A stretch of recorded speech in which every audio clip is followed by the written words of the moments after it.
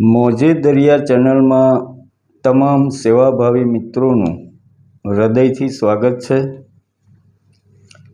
પહેલું કામ એટલું કરજો કે ચોપડાની કિંમત સમજીને ચેનલને સબસ્ક્રાઈબ, લાઈક અને સંબંધીઓને શેર કરવા વિનંતી। છેલ્લા 5 વર્ષથી ચાલતા આપણા વિનામૂલ્યે ચોપડા વિતરણ વિશે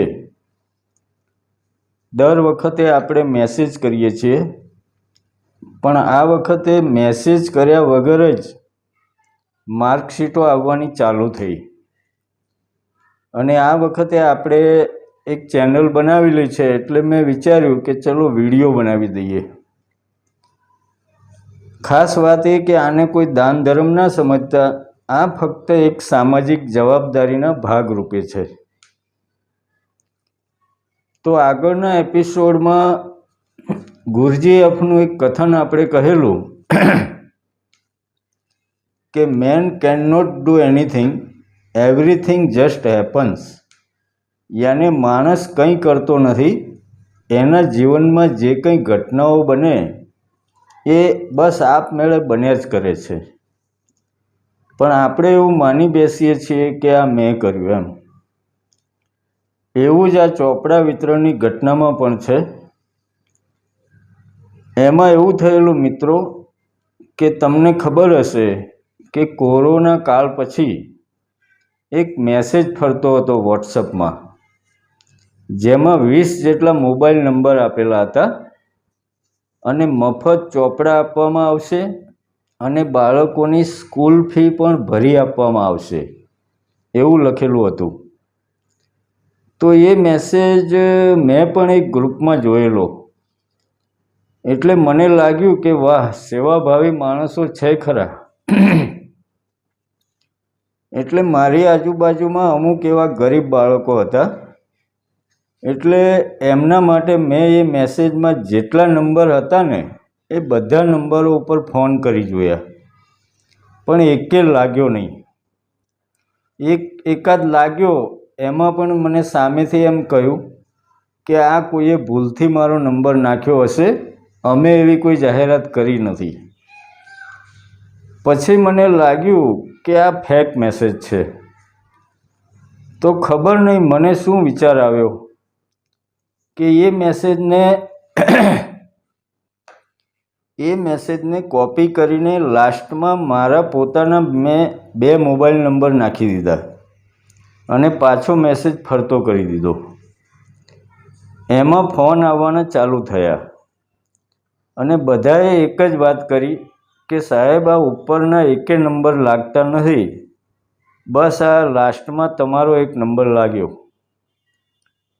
એટલે અસ્તિત્વની મરજી હશે કે એ ફેક મેસેજને મારી પાસે સાચો કરવા મોકલ્યો હશે એવું લાગ્યું। અમુક કામ તમે અજાણતા યા મજાકમાં કરેલા ફેક મેસેજ પણ ઘણીવાર સારું પરિણામ લાવી જાય એવું બન્યું। એટલે ધન્યવાદ એ ચોપડા વિતરણનો ફેક મેસેજ ફરતા કરનારાને। અને પછી ચાલુ થયું મિત્રો મારી જવાબદારી, એટલે મેં એ બધા નંબર કાઢી નાખ્યા અને ફક્ત મારો નંબર જ રહેવા દીધો અને આ કામ ચાલુ કર્યું। પણ પછી લાગ્યું કે ભંડોળનું શું કરીશું, એટલે મેં 1-2 મિત્રોની વાત કરી, કારણ કે મારી પણ સરકારી નોકરી નથી, પ્રાઇવેટ નોકરી છે। તો સામેથી મિત્રોએ પણ સપોર્ટ કર્યો, એટલે મને લાગ્યું કે ચલો હવે અસ્તિત્વની મરજી છે તો જ સામેથી સપોર્ટ મળે ને। એમાં મોટી મૂંઝવણ ચોપડા લાવવાની હતી, કારણ કે ચોપડા લાવવા, ભાવતાલ કરવો, એને યોગ્ય જગ્યાએ પહોંચાડવા એ ખાસ મોટું કામ હતું। પણ એમાં મારા એક 26 વર્ષની ઉંમરના સેવાભાવી મિત્ર શ્રી પ્રણવભાઈ હસમુખભાઈ ચોસરિયા, મૂળ ગામ એમનું દસક્રોઈ તાલુકાનું ચોસર ગામ, પણ વર્ષોથી અમદાવાદમાં અને હાલ નારોલ રહે છે, જે કેન્સર જેવી ભયંકર બીમારી સામે લડીને ઊભા થયા છે। પણ છતાં હું ફોન કરું એટલે દર વર્ષે શ્રી પ્રણવભાઈ કાલુપુર જાય, ચોપડાના ભાવતાલ કરે અને એમના ઘર સુધી પહોંચાડે. એમાં એમના પિતાશ્રી અને મારા પરમ ધ્યાની મિત્ર શ્રી હસમુખભાઈનો પણ સંપૂર્ણ સહકાર હોય. એટલે એમનો પણ હૃદયપૂર્વક આભાર માન્યા સિવાય રહેવાય નહીં. એટલે પહેલા વર્ષે તો અમે 2-3 મિત્રોએ જ મળીને આ કરેલું. પણ એ પછી ધીરે ધીરે બીજા મિત્રોના પણ સહકાર મળતો ગયો. એમાં ધોળકામાં રહેતા એક લક્ષ્મીબેન સુદર્શન સોસાયટીમાં, બીજા એક મહુવા જોબ કરતા શિક્ષક શ્રી પ્રવીણભાઈ સાહેબ, એમણે પણ ગયા વર્ષે સહકાર આપેલો. એવા સેવાભાવી મિત્રોના સહકારથી હવે દર વર્ષે આપણે આ કરીએ જ છીએ. તો એ બધા મિત્રોનો હૃદયપૂર્વક આભાર. અને બીજા કોઈ સેવાભાવી મિત્રોએ પણ સહકાર આપવો હોય તો ફોન કરી જીપે કરી શકે છે.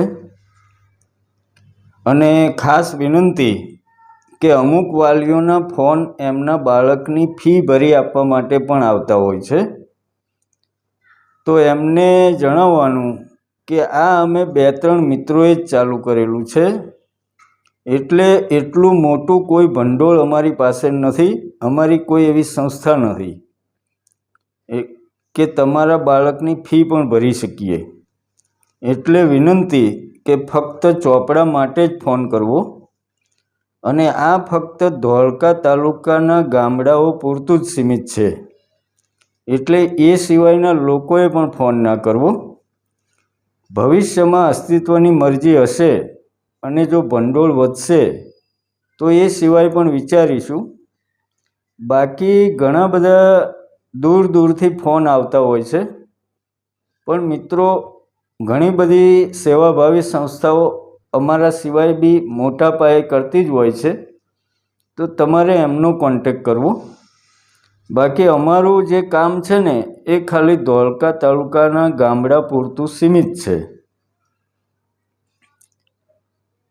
તો મિત્રો, હવે તો એવું થયું છે કે હું મેસેજ કરું કે ના કરું, જેવું 10મા 12માનું રિઝલ્ટ આવે એટલે માર્કશીટો આવવાનું ચાલુ થઈ જ જાય છે. આજે જ ઘણી બધી માર્કશીટો આવી વોટ્સઅપમાં.